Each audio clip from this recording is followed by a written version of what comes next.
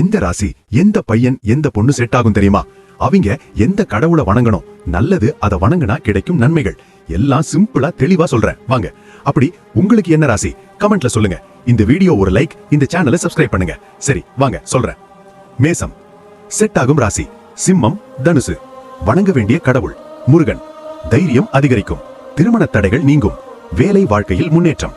அடுத்தது ரிஷபம் செட் ஆகும் ராசி. கன்னி, மகரம் வணங்க வேண்டிய கடவுள் மகாலட்சுமி.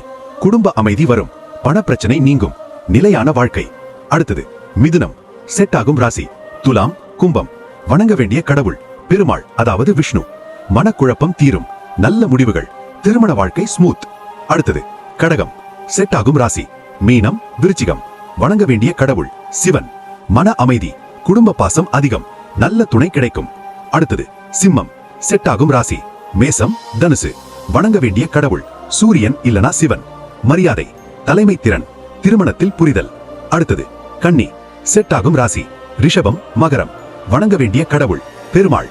வாழ்க்கை ஒழுங்காகும், ஆரோக்கியம் மேம்படும், குடும்ப சந்தோஷம். துலாம் செட் ஆகும் ராசி. மிதுனம், கும்பம் வணங்க வேண்டிய கடவுள் மகாலட்சுமி. திருமண பாக்கியம், அழகான குடும்ப வாழ்க்கை, செல்வம் சேரும். அடுத்தது விருச்சிகம் செட் ஆகும் ராசி. கடகம், மீனம் வணங்க வேண்டிய கடவுள் முருகன் இல்லனா காலபைரவர். கடின காலம் முடியும், எதிரி பயம் நீங்கும், நல்ல மாற்றங்கள்.